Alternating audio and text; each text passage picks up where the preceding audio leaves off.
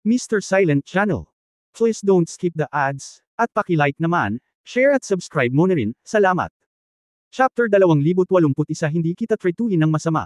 2081. Zinner, huwag kang magpakatanga. Nasa ikatlong antas ka na ngayon ng Heavenly King, at hindi mo pa naaabot ang Heavenly Emperor.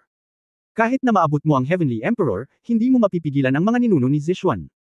Ang banal na kaharian at ang duotian ay ganap na magkaibang mga konsepto. Sinubukan mo ang iyong makakaya at ito ay walang kabuluhan. Sabi ni Ning Zimo na may malinaw na mga mata. Oo, ang ating mga kapatid na babae ay maaaring magsama-sama muli sa prehistoric na mundo, at kami ay nagsusumikap hanggang ngayon, paano namin kayo maiiwan? Ang malaking bagay ay ang makipaglaban sa mga ninuno ni Zishuan. Anyway, napakaraming pagsubok ng buhay at kamatayan ang naranasan natin, kaya bakit tayo matatakot sa kamatayan?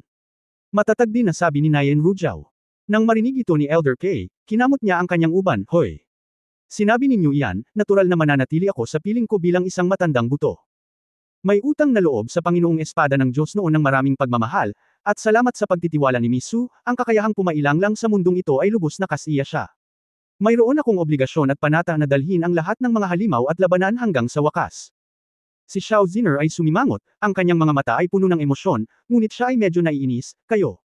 Kamusta kayo? Huwag makinig sa akin. Ako ang deputy head. Ikaw ang deputy head, ngunit ikaw ang pinakabata dito, matigas na sabi ni Ling Yue. Napabuntong hininga si Xiao Zinner, medyo walang magawa, at lumingon kay Hongshu sa pintuan, Hongshu, sabihin mo sa mga disipulo, hindi nila kailangang manatili, kung gusto nilang tumakbo, hindi natin sila pipigilan at aalagaan ang kanilang sarili. Hongshu agad na nabasa ang kanyang mga mata, at agad siyang lumuhod, Sect Master, hindi kami aalis.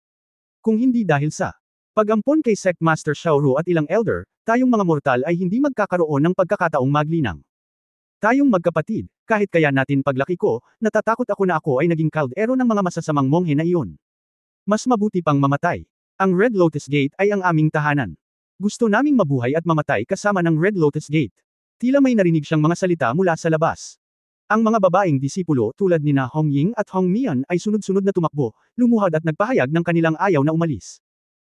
Ang mga mortal ay hindi kasing husay ng mga halimaw sa prehistoric world, hindi pa banggitin ang mga mortal na walang tutulong sa kanila sa Heavenly Paradise, kadalasan ay mga alipin lamang, at ang mga magagandang babae ay pinaglabanan pa ng ilang monghe bilang mga mapagkukunan ng paglilinang. Sa makatuwid, para sa mga dating malungkot at walang magawa, tulad ng Hongshu para sa mga batang babae ng Yi, ang Red Lotus Gate ay napakahalaga sa kanila. Nang makita ang eksenang ito, si Xiao Zinner at ang iba pang mga anak na babae ay puno rin ng emosyon, puno ng emosyon. Sa malawak na prehistoric na mundo, sa 36 na kuweba na puno ng mga panganib, ang mga taong ito ay umaasa sa isa't isa habang buhay, at sila ay talagang parang mga kamag-anak. Ngayong nasa harap na nila ang kalaban, ang ganitong uri ng emosyon ang nagpapalakas sa kanila ng loob, at nararamdaman nila na hindi sila nag-iisa. Okay, sa halip na manatili dito at maubusan ng tunay na enerhiya, mas mabuting panatilihin ang iyong lakas at labanan sila. Sabi ni Xiao Zinner, nakatingin sa ibang mga babae. Oo, lumaban. Tumango ang lahat, inalis ang tunay na diwa, at sunod-sunod na tumayo. Ang Red Lotus Gate Mountain Protection Formation ay biglang nawalan ng suporta, at ang nakapalibot na tanawin ay ganap na nalantad. Ang orihinal na nakatagong mga gate ng bundok, pavilion at waterside pavilion ay orihinal na iniharap sa harap ng nakapalibot na mga alagad ng The Woman. Sa practice ground sa labas ng Red Lotus Gate Hall, agad na bumaba ang 200 tao mula sa Purple Fire Gate na naka-purple robe. Nakatayo sa harap ng grupo ng mga monghe ang isang lalaking may mahabang itim na balbas, maluwag na alampay, at isang lilang apoy na totem na nakalimbag sa pagitan ng kanyang mga kilay. Sa sandaling nahulog ang lalaki, ang buong Red Lotus Sect ay agad na nakaramdam ng malupit at walang awa na pamimilit. Si Yefan, na nasa piitan, ay sumimangot din, iniisip kung hindi ito ang pamimilit ng Holy Realm Powerhouse, ano ang nangyayari sa labas. Medyo nag-alinlangan siya, pilit ba siyang sumugod palabas para tingnan? O maghintay?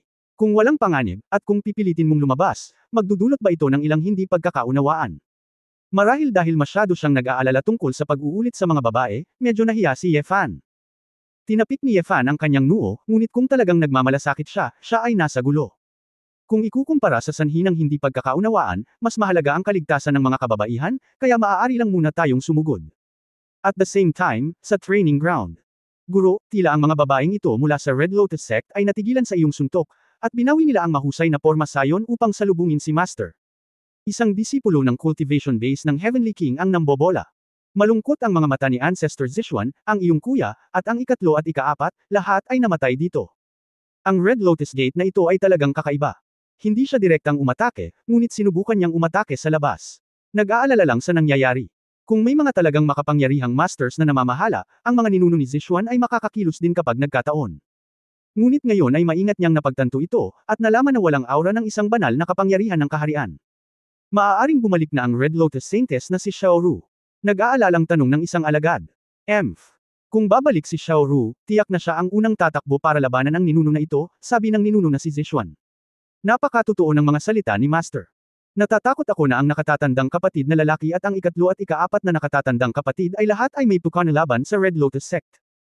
Sa oras na ito, si Xiao Ziner at ang iba pang mga batang babae, kasama ang isang grupo ng mga disipulo, ay hindi na nagtatago. Sa loob, sabay silang lumipad papunta sa training ground. Mayroon lamang isang dosenang tao sa Red Lotus Sect. Maliban kay Elder Pei, lahat sila ay babae. Ancestor Zishuan. Isa kang malakas na santo sa banal na kaharian, sinasamantala ang ating sect master para apihin ang ating mga disipulo ng Red Lotus Sect, hindi ba ito nahihiya? Si Xiao Ziner ay pumalpak sa isang pulang damit, galit na sumigaw. Munting Fengno, ang aking ninuno ay maawain at binigyan ka ng pagkakataong kabkuban ng hindi umaatake. Ngunit pinatay mo ang pinakamatandang alagad ng aking ninuno at ang ikatlo at ikaapat, at sinira ang aking Zewoman, ang emperador at ang hari. Itong utang sa dugo, paanong hindi dumating ang ninuno na ito para kolektahin ito ng personal? Mukhang madilim at nakakatakot ang ninuno ni Zizuan. Ito ay walang iba kundi si Chanzan, si Tianwang ay isang bihirang natatanging alagad, at si Tiandi ang tanging henyong disipulo sa ilalim ng kanyang sekta. Masakit sa mga ninuno ni Zishuan na mawalan ng tatlong general ng sabay-sabay. Gaano katagal bago linangin ang isa pang Heavenly Emperor? Si Xiao Ziner at ang iba pang mga babae ay natigilan. Hindi man lang nila alam na ang nakatatandang kapatid ni Zewoman na nanguna sa isang tao para kabkuban sila ay patay na talaga. Magulo. Malamig na biro ng ninuno na si Zishuan. Kumunot ang noo ni Xiao Ziner at sinabing, hindi talaga namin alam, maniwala ka man o hindi, hindi kami pumatay ng tao. Pagkakataon.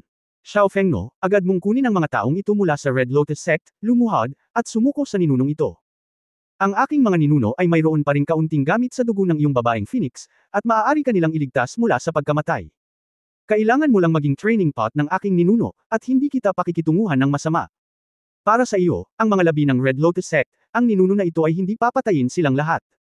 Sa mga mata ng ninuno na si Zishuan, nagkaroon ng kislap ng kasakiman. Ang bloodline ng isang Phoenix Girl, kahit na sa Phoenix Clan, ay napakabihirang. At ang Wild Phoenix Girl na nakatira sa labas ay napakabihirang. Ang ninuno ni Zishuan ang napiling elemento ng apoy, na kumokontrol sa isang uri ng Purple Sky Fire. Upang makakuha ng isang Phoenix Girl bilang isang Cauldron, maaari kang makakuha ng 2 beses ang resulta sa kalahati ng pagsisikap.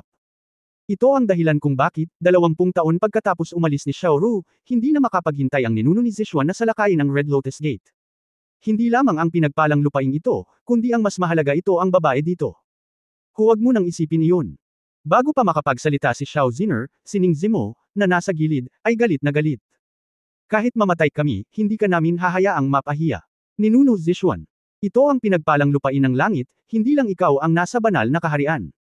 Kung makikipag-away ka sa amin, nasugatan ka, at sinasamantala ka ng ibang Holy Realm powerhouses, mayroon ka bang lakas ng loob na subukan ito?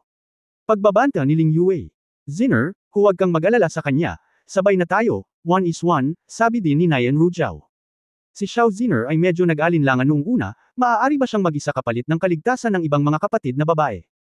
Ngunit sa sandaling ito, pagkatapos makinig sa mga salita ng ilang kababaihan, napagtanto ko na nalilito ako, paano sila pakikitunguhan ng mga taong ito ng mabait. Sa prehistoric world sa loob ng mga dekada, malalim nilang naiintindihan ang malupit na katotohanan ng mahihina at malalakas dito, at hindi sila dapat magkaroon ng swerte, lalo na sa harap ng isang ganid na tulisan tulad ni Zewoman. Ancestor Zishuan, dahil alam mo na ako ay isang Phoenix Girl, kung gayon dapat mong malaman na ang apoy ay walang silbi sa akin. Pagkatapos magsalita ni Xiao Ziner, tinatamad na siyang magsabi ng kahit ano, diretso siyang humakbang pasulong, at ang kanyang katawan ay sumisikat sa nagliliyab na apoy ng Phoenix. Kabanata 2082 Walang hiya ako. 2082. Ang temperatura ng umiikot na apoy ng Phoenix ay patuloy na tumataas, at ang mga mata ni Xiao Ziner ay nagiging kulay pula ng apoy. Nayan Rujiao, Ning Zimo, Ling Yue, at iba pa. Silang lahat ay mayroon ding sapat na tunay na lakas, na nagpaplanong lumaban hanggang dulo. Ipinatawag ni Elder Pei ang mga mahiwagang hayop na pinaamo sa mga bundok sa likod ng Red Lotus Gate. Nakita ko ang isang malaking halimaw na parang lobo na parang tigre, parang leon na parang agila, umuungal at sumisigaw, at lumapit ako para tumulong. Lumipad din si Xiao Jin sa sandaling ito, ngunit hindi ito lumaki, mukhang isang maliit na dragon. Ito ay napaka-leisurely sayawan sa gitna ng ilang mga kababaihan, mukhang medyo matulin, pagkatapos ng lahat, ang pinakamalaking backer dumating. Si Xiao Jin ay kakaiba, kung bakit wala si Ye Fan, hindi niya maiwasang tumingin sa paligid. Xiao Jin, hintayin kung pigilan ng matandang ninuno na si Zizuan, ikaw at ang iba pa, humarap ka sa mga disipulong nasa likuran niya. Sinabi ni Xiao Ziner sa oras na ito ang mga salita sa mundo ay nagsasabi nito, at hindi sila nag-aalala na makita sa pamamagitan ng plano ng kabilang partido. Lalong naguluhan si Xiao Jin, at sinabi sa pamamagitan ng voice transmission, Miss Ziner, bakit nandito ka para harapin ang ninuno ni Zizuan? Kung hindi, nandito ka ba? Tanong pabalik ni Xiao Ziner. Nagmamadaling umiling si Xiao Jin, iniisip kung ano ang sitwasyon, bakit pakiramdam niya ay may mali. Ha, ancestor. Tumawa si Zizuan sa galit sa oras na ito, isang grupo ng mga ignorante na junior, sa tingin mo ba ay mapipigilan mo ang ninuno na ito? Naramdaman ng ninuno na napukaw ang kamahalan ng kanyang banal na kaharian.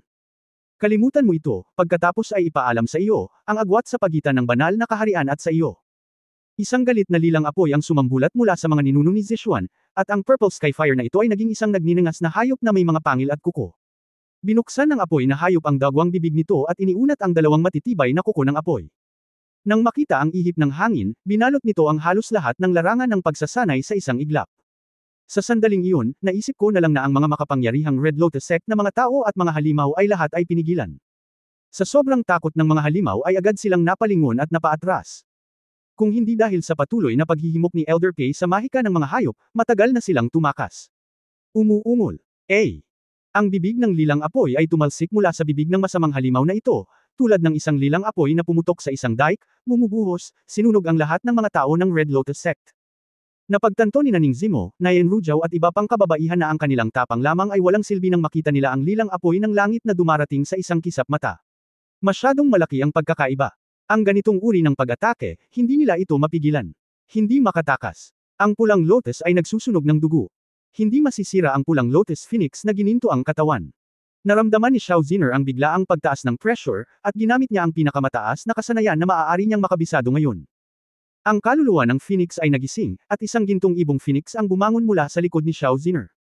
Isang malaking pulang lotus ang namumulaklak sa ilalim niya, at si Xiao Ziner ay nagbuka ng makulay na pakpak ng phoenix sa likod niya. Red Lotus Mushroom Shield. Lumipad sa ere si Xiao Ziner, nagngangalit ang makulay na pakpak ng phoenix sa likod niya, at kasabay nito, ang Purple Mushroom Shield ay naging napakalaki.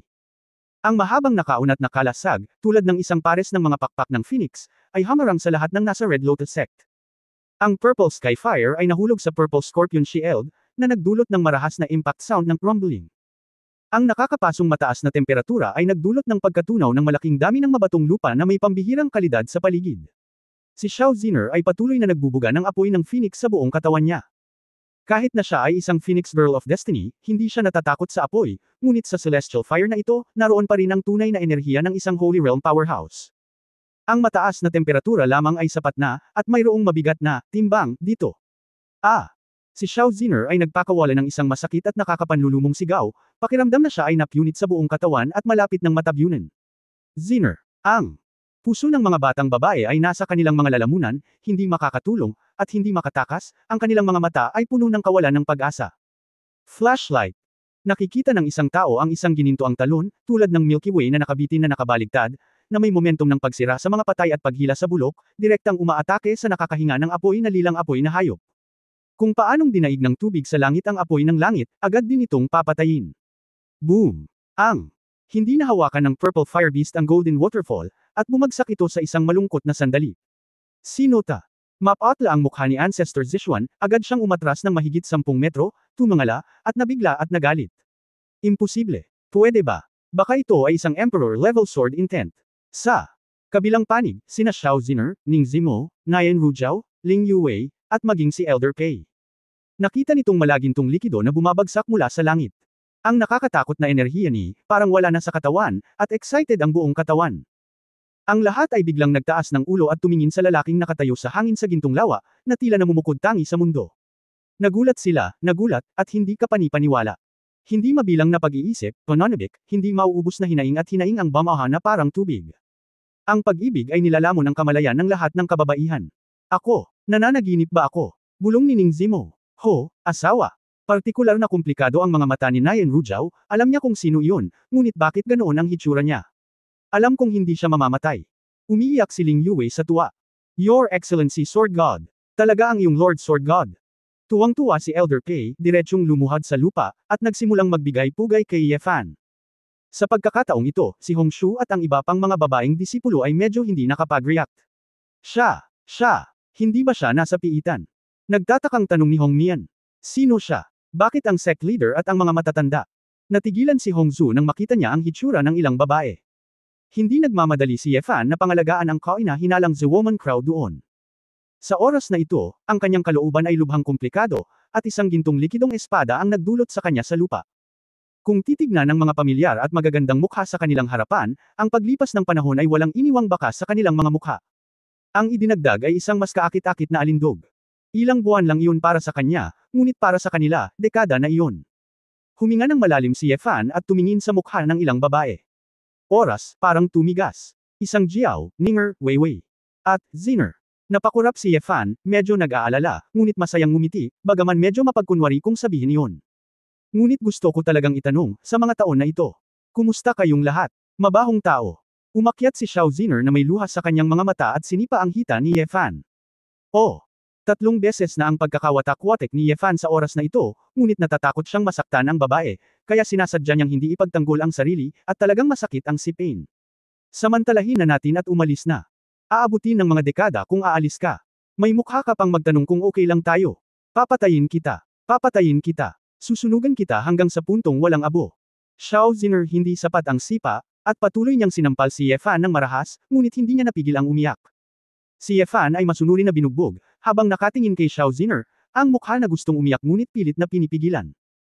Napansin ko rin ang hindi na pagkukunhang malalim na emosyon sa mga mata ng ilang babae, at ang mga luha ng kagalakan pagkatapos magkita. Nang makita ang eksenang ito, naramdaman ni Ye Fan na parang kumain siya ng pulot, at hindi man lang masakit ang kanyang katawan. Tila talagang nag-aalala ako tungkol dito. Paano mapagaan ang mga damdaming naipon sa mga pagsubok na ito sa buhay at kamatayan? Hindi napigilan ni Ye Fan kundi niyakap si Xiao Ziner at hinalikan siya sa mukha. Nagulat si Xiao Ziner, napasigaw siya at pinalo ang lalaki, namumula, anong ginagawa mo? Sinong nagsabi sa'yong halikan mo ako? Sabi mo, walang hiya ako, gusto lang kitang halikan. Ngumisi si Ye Fan, hindi mapalagay, tumakbo muli, at hinayla si Nayan Rujao, Ning Zimo, at Ling Yue sa kanyang mga bisig, niyakap sila ng mahigpit. Asawa, Ye Fan, anong ginagawa mo?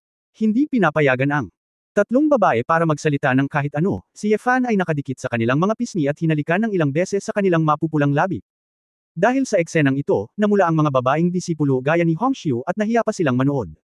Sina Nayan Rujao, Ning Zimo at Ling Yue ay magkayakap, at niyakap ng mahigpit ni Ye Fan. Bagamat baluktot sila, at ubili silang maghiwalay. Asawa, bakit ka biglang pumunta dito? Mahinang tanong ni Nayan Ro. Narito ako ng maaga, hayaan ang babaeng nagngangalang Hong Xiu na magsabi sa iyo, sabi ni Ye Fan. Ano? Si Xiao Ziner sa gilid ay nagulat, ang matandang kaibigan, na sinabi niya ay ikaw. Sa wakas ay natanto ito ng mga babae, hindi nakakagulat na dinala siya ni Xiao Jin, hindi nakakagulat na namatay ang pinakamatandang disipulo ng Zewoman. Ano ba? Ikaw? Pumunta ka kaagad pagdating mo, okay lang na magpalat ka ng mukha, hindi mo man lang ba i-report ang pangalan mo? Hindi nakaimik si Ling Yue. Oo, alam din namin ang iba mo pang code name, paninisi ni Ning Zimo. Nahihiyang sinabi ni Ye Fan, ako rin. Nalilito ang isip ko. Medyo nag-aalala ako, ngayon lang ako nalilito. Sa katunayan, alam din ni Ye Fan na kahit na mahirap ibunyag ang kanyang tunay na pangalan at ayaw niyang banggitin ang pangalang Leng Xingchen, maaaring banggitin ito ni Lucifer, ngunit talagang hindi niya ito masyadong pinag-isipan noon. Akala ko magiging malinaw na kapag nagkita kami, bale hindi alam ang pangalan, pero iisipin ko na biglang umatake ang ninuno ni Zishuan. Si Ning Zimo ang mas nakakakilala sa kanya. Ibinaling niya ang kanyang magagandang mata at ngumuso, mukhang. Alam mo na ilang dekada ka nang nawala, at labis kang nagsisisi sa amin. Napangiti si Ye Fan, kahit na gusto niyang magsalita ng 1,000 salita, hindi ito ang oras para magsalita. Lumingon siya at tumingin sa mga tao sa Zewoman, na wala ang ngiti sa kanyang mukha, at naging walang ekspresyon, at ang kanyang mga mata ay naging malamig na parang malamig na taglamig. Hindi pa tapos, saan mo gustong pumunta? Kasama ni Ancestor Zishuan ang isang grupo ng mga disipulo, naghahanda ng tahimik na umalis. Nang marinig ang mga salita ni Ye Fan, ang lahat ng mga disipulo ni Zewoman ay nanginig, at ang ninuno ni Zishuan ay nagpakita rin ng isang marangal na ekspresyon. Kabanata 2083 Itim na Kontrabida. 2083 Kumislap ang mga mata ni Zishuan, at ang ninuno ni Zishuan ay bumantong hininga at nagsabi, alam ko na may isang master na tulad ng inyong kamahalan sa Red Lotus Gate, at hinding-hindi madaling masaktan si Zishuan. Ngunit ang inyong kamahalan at si Zishuan ay hindi kailanman magkakilala, at walang hinaing o awayan. Nawalan ako ng 3 pang alagad sa iyong kamahalan, at kung gusto mong pumunta sa mga gawain ngayon, maaari kang tumigil dito. Napangiti si Ye Fangxi, ang sinabi mo ay napakasalungat. Dahil lahat ng 3 mong disipulo ay kinuha ko kung papatayin mo siya, paanong walang mga hinaing at walang awayan? Tumigas ang ekspresyon ni Zizuan, at sinabi niya ng may konsensya, kung tutuusin, ang Red Lotus Sect ang unang inatake ng aking ninuno, at nakilala niya ang pinsala sa 3 tao. Angkop ba ito? Tingnan mo ang grupo ng mga disipulo sa likod mo, ang kanilang mga nakatatandang kapatid ay pinatay ko lahat, ngunit ikaw, isang guro, hindi man lang maghayganti sa iyong apprentice. Tumakas ka sa iyong buntot sa pagitan ng iyong mga binti, babalik sila sa iyo sa hinaharap. Paano kita ituturing na master? Sarcastic na si Ye Fan. Sinabi kay Zizuan na mahirap sumakay ng tigre, na may hitsura ng inis at inis. Lalo na nang sabihin niyon ni Ye Fan, mas kakaiba ang tingin sa kanya ng mahigit 100 mga disipulo sa paligid niya. Pagkatapos ng lahat, isa rin siyang Holy Realm powerhouse na nagtatag ng isang sekta sa Dongtian Blessed Land. Nang kumalat ang bagay na ito, talagang wala siyang mukha para manatili sa Dongtian Blessed Land. Napaka-agresibo ng kamahalan, bakit wala kayong banal na digmaan sa ninunong ito? Kahit na mayroon kang isang pambihirang layunin ng espada sa antas ng emperador, ang ninuno na ito ay hindi natatakot sa iyo. Kaya lang nagalit ang banal na kaharian at nagdugo ng libu-libong milya. Sa Great Desolate Continent, palagi mo itong iniiwasan kung magagawa mo. Kung sasaktan mo ang mga babaeng magsasaka sa likod mo sa laban, hindi ba masama ang loob ng iyong kamahalan? May bakas ng pagbabante sa mga mata ni Zizuan. Walang pakialam na sinabi ni Ye Fan, bakit, nag-aalala ako na hindi ko ako matalo at pagbabantaan ako sa buhay ng ibang tao. Sa tingin mo ba makakaligtas ka dito? Sa wakas ay hindi na napigilan ni Zizuan ang kanyang galit, at sumigaw, mayabang na bata. Dahil iyon ang kaso, kung gayon ang matandang ninuno. Bago pa matapos magsalita si Zizuan, biglang kumilos si Ye Fan. Dawn Break. Nakita ko ang isang nakasisilaw na gininto ang kinang mula sa itim na higanteng espada sa kamay ni Ye Fan, at sa bilis ng kidlat ng higanteng espada, ang kanyang katawan ay lumampas kay Zizuan sa isang hampas. Kasabay nito, ang gininto ang lawa sa kalangitan, na kasing ganda ng tubig, ay bumagsak na parang gininto ang buhos ng ulan na may sigaw. Hinihintay ni Ye Fan ang sandaling ito. Bagamat sa pamamagitan ng pagmamasid, naramdaman niya na ang lakas ni Zizuan ay hindi kasing lakas ng kay Su Juzin, at na siya ay nakagawa ng kaunting pag-unlad, ang pagkatalo sa kanya ay hindi magiging problema. Gayunpaman, pagkatapos ng lahat, hindi pa siya nakapatay ng isang malakas na tao sa banal na lupain. Kung sakali, sadyang galitin ni Ye Fan si Zizuan mula sa wika. Gawin siyang hindi matatag sa emosyonal, at pagkatapos ay biglang sumabog, samantalahin ang kanyang hindi pagiging handa at kitilin ang kanyang buhay. Tila walang reaksyon si Ancestor Zishuan. Nang ang itim na higanting espada ni Ye Fan ay tumama sa kanyang ulo, si Ancestor Zishuan ay nakatayong hindi gumagalaw. At hindi maisip ng grupo ng mga disipulo sa likod ni Zishuan na hindi sila mapipigilan ng kanilang amo.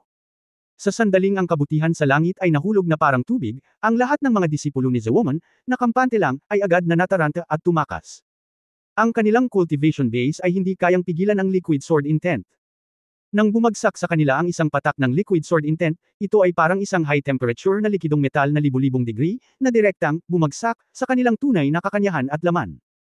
Sa isang iglap, ang mga disipulo ni The Woman ay sumigaw sa lahat ng direksyon, at ang kanilang mga katawan at primordial na espiritu ay ganap na nawasak sa makakapal na gininto ang patak ng ulan. Lahat ng nasa Red Lotus Sect ay natigilan nang makita nila ang eksenang ito.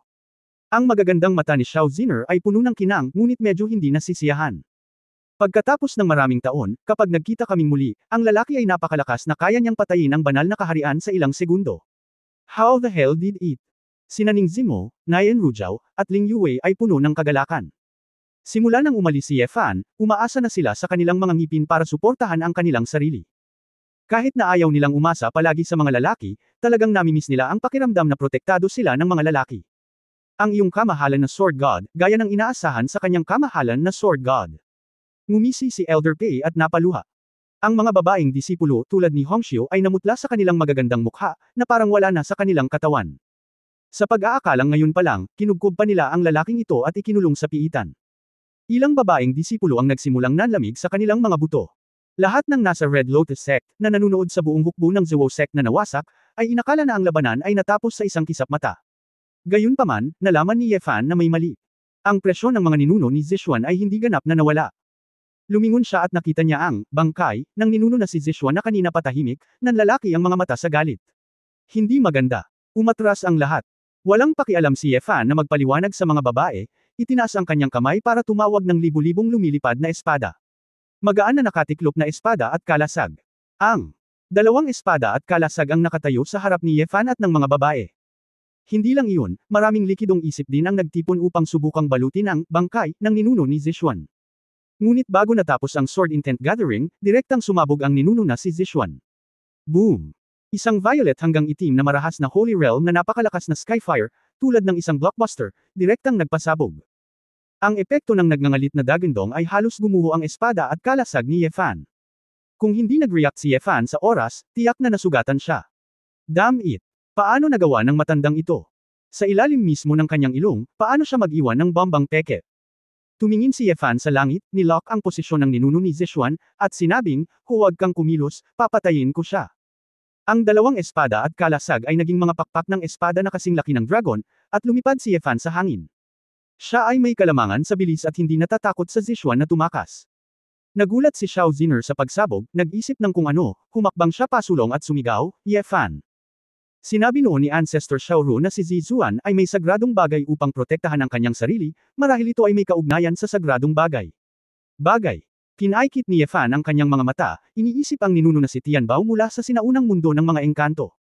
Kaya lumalabas na ang isang bagay na tulad ng isang sagradong bagay ay maaaring magkaroon ng mga espesyal na epekto. Tinatayang mas malakas ang taong gumagamit nito, mas maganda ang epekto ng sagradong bagay. Si Ye Fan ay hindi huminto sandali, at sa isang kisap mata, ito ay naging isang gintong sinag, na nagdadala ng gintong tubig sa lawa sa kalangitan, tulad ng mga gintong ulap na nagmamadali sa galit, umaatake sa isang direksyon. Si Ancestor Zishuan ang Chosen One, mahusay sa pagkontrol ng Skyfire, at ang paglipad at pagtakas ay hindi niya specialty. Sa sandaling ito, nahihiya siyang labanan ang hangin ng buong lakas, ngunit natagpuan pa rin niya sa kawalan ng pag-asa na si Ye Fan, na humahabol sa kanya, ay papalapit na. Sa partikular, ang napakalaking layunin ng gintong likidong espada, ang ninuno ni Zishuan ay hindi pa ito nakita noon, halos mapalugmok siya nito. Nang makitang hindi na siya makatakas, ang pawisan na ninuno na si Zishuan ay nagpang-agot lang ng ngipin at tumalikod. Masyadong mapanlin lang. Sa kasong ito, susunugan ka ng ninunong ito ng jade at bato. Nakita ko na ang ninuno na si Zishuan ay biglang naglabas ng isang itim na bagay na hugis tao, ang laki ng palad, na may masalimuot na mga simbolo ng texture sa buong katawan, tulad ng hugis tao na itim na jade flakes. Napaluwang ang mga mata ng kontrabida. Sa oras na ito, ang lilang apoy ay nakasindi, na parang isang pares ng lilang apoy ay kumikislap sa mga mata, na talagang kakaiba. Kabanata 2084 na labanan. 2084. Sa katunayan, ang ninuno ni Zishuan ay nagmula sa isang napaka-ordinaryong pamilya ng mga Heavenly Chosen Ones, at hindi pa niya nilinang ang banal na katawan. Ang kanyang lakas ay hindi ganoon kalakas sa mga banal na kaharian na ito sa Heavenly Paradise. Ang katotohanan na siya ay ang makapagsimula ng isang sekta at makapagtayo ng isang sekta ay may malaking kinalaman sa maswerteng bagay na nakuha niya noon. Ang sagradong bagay na ito ay nagkataon lamang na magkasya sa kanyang Purple Skyfire, na ginagawang posible na magpakita ng malaking halaga sa kanyang mga kamay. Ang maliit na itim. Isang malakas at kakaibang puwersa ang sumipsip ng isang dampi ng primordial spirit mula sa katawan ng ninuno ni Zishuan. Gatlang M. Ang ninuno na si Zishuan ay umungal sa galit at sakit. Ang kanyang bibig, ilong at mata, at ang purple-gray primordial spirit sa 7 orifice, ay sumanib sa itim na kontrabida. Oo. Nakita ng fan ang eksenang ito mula sa malayo, at biglang sumama ang pakiramdam niya. Ito. Handang gamitin ni Guy ang Yuan Shen bilang panimula para pasiglahin ang paglipat na ito, tiyak na isa itong hakbang na nakakasira ng bangka. Sa pangkalahatan, kinakailangang gamitin ang primordial spirit para palayain ang mga ito, at lahat sila ay pandaraya ng limitasyon ng magsasaka. Minsan, nabigo ang hakbang na ito, malamang na ang kanyang primordial spirit ay direktang masisira, at hindi man lang siya magkakaroon ng pagkakataong makatakas. Kung tutuusin, ang primordial spirit ay kasing babosagin ng papel kapag lumabas ito sa katawan. Sa ganoong matinding labanan, isang hininga ang nawala. Ngunit tulad ng isang walang awa na hakbang, ang epekto ay kapansin-pansin din. Nakita ko na ang maliit na itim na lalaki ay tila mata ng isang malaking porma sayon sa hangin, at kasama nito bilang sentro, isang higanteng pabilog na porma sayon ang lumitaw sa kawalan. Ang purple-black magic formation ay agad na sumaklaw ng ilang milya, at ang mga linya ng masalimuot na porma sayon ay lubhang komplikado, at lahat sila ay nasusunog na may purple na apoy. Ang napakalaki ng array na direktang napapalibutan nito si Ye Fan at ang Golden Sword Intent Lake. Hindi lang Iyon, ngunit sa lahat ng direksyon, ang malalaking itim na hugis-tao na totem ay itinayo sa lahat ng direksyon. Ito. Ang mga itim na hugis-tao na totem na ito ay eksaktong kapareho ng mga taong itim na jade, ngunit lahat sila ay tila nabuhay, at lahat sila ay may nakakatakot na mga ekspresyon. Raw. Ay si Yefan, na nakaranas ng daan-daang labanan, at hindi pa nakakita ng ganoong labanan. Talagang nagbago siya mula sa isang mangangaso sa isang kinubkob. Ang daan-daang mga hugis-tao na totem na nakapalibot sa buong bilog na bamuka ang kanilang mga bibig ng malapad at nanlilisik, at ang mga lilang apoy ay nag-aapoy sa kanilang mga mata at bibig sa parehong oras. Ang puso ni Yefan ay kahanga-hanga, ang taong ito ay susunugan siya ng buhay sa labanan. Ang napakalawak na saklaw ng saklaw, at ang pagbuo ay malayang gumagalaw sa kanya, ay hindi maiiwasan. Agad na tinawag ni Yefan si Xiangshan Roushui at ganap na pinrotektahan ang kanyang sarili. Sa sandaling ito, daan-daang lilang apoy ang bumaril mula sa mga mata ng mga itim na hugis-tao na totem, lahat ay nakatarget kay Yefan at agad na pumuputok. Ang mas nakakatakot ay ang bawat linya ng rune na bumubuo sa forma sayon ay sumabog din sa isang pader ng apoy. Sa halip, kaysa sabihin na ito ay pumatay kay Yefan ng mag-isa, mas mabuting sabihin na ito ay isang mahusay na hakbang upang sirain ang isang lungsod at sunugin ang libu-libong tropa. Buong isang haligi ng lilang apoy na may diameter na ilang daang metro ang tila tumusok sa kalangitan, at ang lupa ay nabura at nasunog ang 12-dosenang burol. Ang mga tao mula sa Red Lotus Sect, na hindi mapakali sa di kalayuan, ay lahat ay nagulat nang makita nila ang eksenang ito. Ito, ano ito? Sigaw ni Elder Pei. Sumimangot si Xiao Ziner, kumuyam ang kanyang mga kamao, ito ang labanan ng Holy Realm Powerhouse. Asawa. Bulalas ni Nayan Rujao, nang makita ang mapanganib na labanang ito pagkatapos lamang ng muling pagsasama, nakaramdam siya ng hininga. Ang haligi.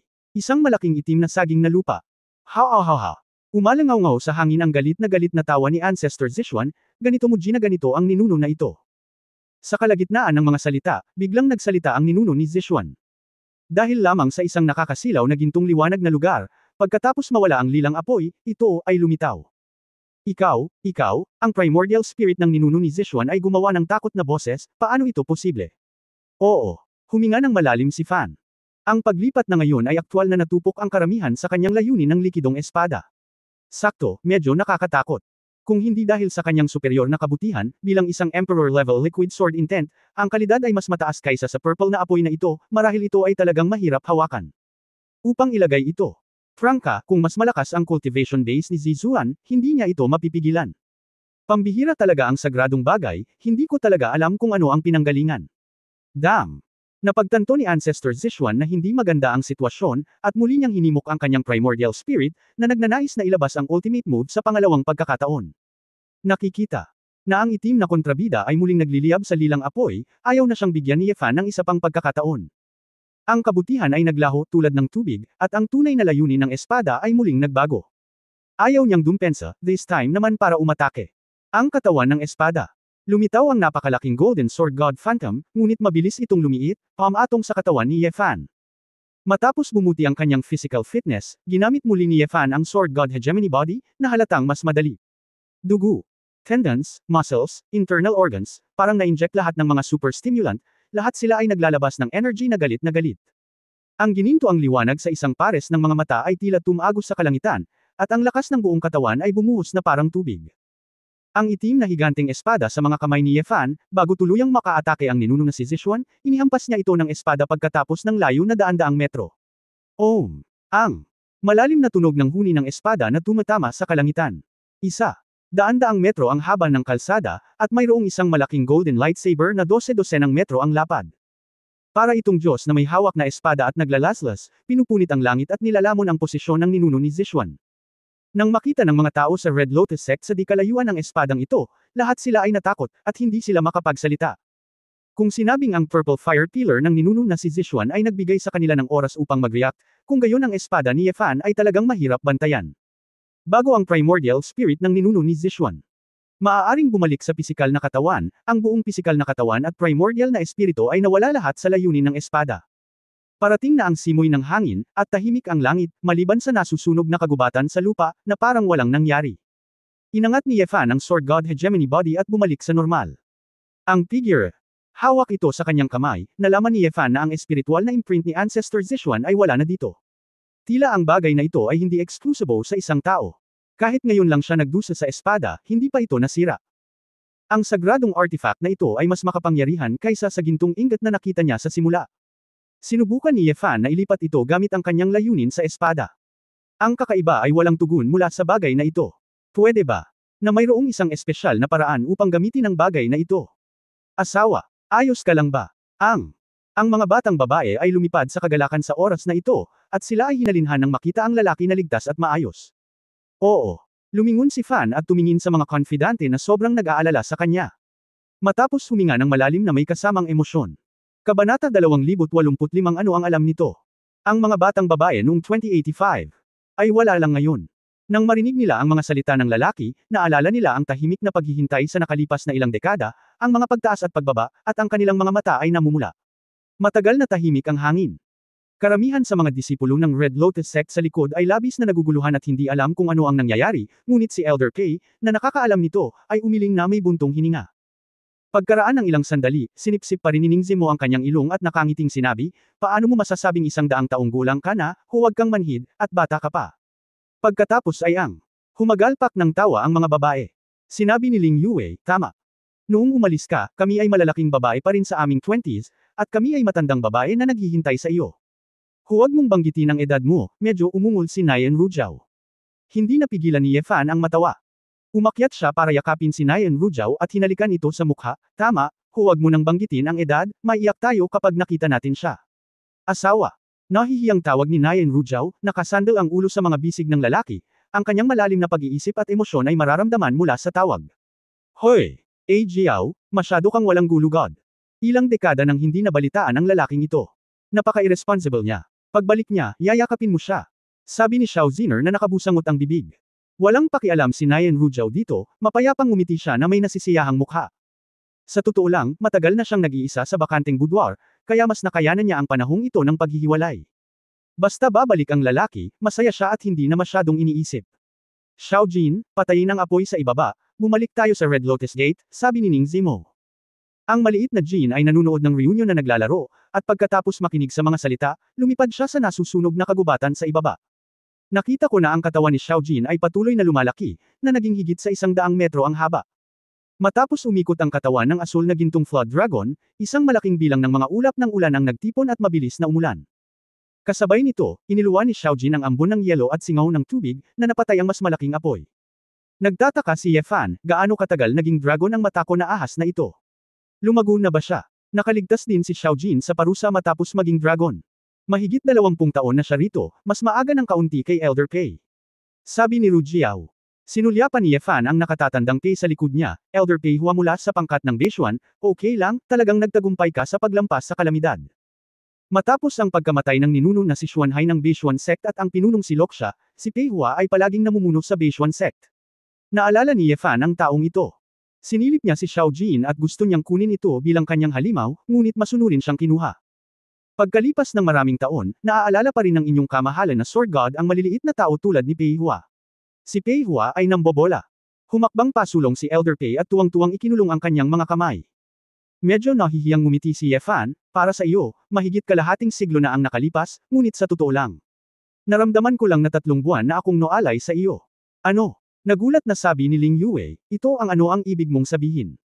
Napabuntong hininga si Ye Fan at ikanaway ang kanyang kamay, mahabang kwento, babalik ako sa Red Lotus Gate at sasabihin sa iyo ng detalyado. Bumalik ang lahat sa bulwagan ng talakayan ng Red Lotus Gate na may pagdududa. Ang mga disipulo tulad ni Hongxiu ay magalang na pumunta sa Fairy Tea sa Heavenly Paradise, ngunit sa sandaling ito, ang mga mata ni Ye Fan ay labis na kinakabahan. Sa sandaling sila ay nakaupo, ang mga batang babae ay nagsimulang magtanong kay Ye Fan kung ano ang nangyayari. Ipinangatuwiran ni Ye Fan ang kanyang mga iniisip at nagsimulang sabihin sa simula, siya ay nasa iba't ibang bagay pagkatapos ng labanan ng Doomsday King. Matapos magising pagkatapos ng ilang dekada, sa iba't ibang dahilan, pinalitan niya si Xiao Haoye, naging concubine muli, at muling nakilala sina Su Qingzhou at Chu Yunyao, pati na rin ang nangyari sa Dasheng Dynasty, Xuanyuan Academy, Xuanyuan City, at iba pa. Ako. Napag-uusapan kamakailan upang matulungan si Su Qingzhou na makahanap ng lunas, pumunta ako sa Paradise at gusto kong pumunta sa Immortal Palace upang makita kung ano ang nangyari dito. Natulala ang mga babae sa mga kwento, loko talaga ito. Gusto niyang hamarang ng ilang beses sa gitna, ngunit pinigilan pa rin siya ni Ye Fan. Kung tutusin, alam niyang kapag naputol na siya, matagal bago matapos ang talumpati. Nang halos pareho na ito, humigop ng tsaa si Ye Fan at sinabing, okay, iyon lang. Sa totoo lang. Ako mismo ay parang panaginip, ngunit ang katotohanan ay ganito. This is too bizarre. How can it feel like everything is designed? Paano magkakaroon ng ganoong tao na papalitan mo? Naisip ng lahat ng mga batang babae na ito ay hindi ka panipaniwala. Napakamot ng buhok si Yefan, di ba? Parang panaginip pa rin siya. Sobra na. Lahat tayo ay lumipas na ng 70 taon, ikaw. Akala mo 3 buwan pa lang. Ang unfair. Galit na sabi ni Xiao Ziner. Sinisi ni Yefan ang kanyang sarili, ako rin ay may malaking kasalanan, ngunit hindi ko alam kung ano ang nangyayari sa akin. I didn't dare to see you just now, I'm afraid na sobrang tagal na, at ayaw mo na akong makita. Asawa, ano ang iniisip mo, pati na ang 70 taon, kahit 700 taon, gugustuhin din naming hanapin ka. Mahinang sabi ni Nyenro. Tama, sa iyong paningin, kami ba ang uri ng mga sasi na babae? Hindi nasisiyahang sabi ni Ning Zimo. Si Yefan ay komportableng makinig, at ngumiti ng alanganin, narinig ko mula kay Xiao Jin, hindi mo ako masyadong binabanggit, akala mo galit ka sa akin. Xiao Jin, anong alam nito? Matapos kang mawala ng ilang dekada, malulungkot kaming banggitin ka. Siyempre, walang gustong banggitin ka ng basta-basta. Nagbigay si Ning Zimo ng isang dragon sa labas. Biglang napagtanto ni Yefan na ito ang dahilan. Ang gaamon talaga nitong ahas na mata ko. Ang tanga ko bakit hindi ko naisip yun. Nakakahiya para sa iyo, kailangan mong maniwala na para sa akin, mas gugustuhin kong maghintay ng 70 taon ng mag-isa kaysa hayaan kang maghintay para sa akin. Taos-pusong sabi ni Yefan. Halika, isa kang malaking sinungaling. Tinalikuran ni Xiao Ziner ang kanyang ulo at pinunasan ang gilid ng kanyang mga mata. At least, buhay pa si Xiao Shu at maayos si Yunyao. Ito ang pinakamalaking magandang balita. Nakahinga ng maluwag si Ning Zimo. You guys are pretty destined. Kahit mamatay kayo ng isang beses, pwede pa rin kayong magpakasal, medyo maasim na sabi ni Ling Yue, pero syempre joke lang. Pinunasan ni Nyen Rujao ang kanyang mga luha at nakangiting sinabi, hindi ko ine-expect na magkikita ulit ang lahat dito, sana ay ayos lang si Xiaoyo.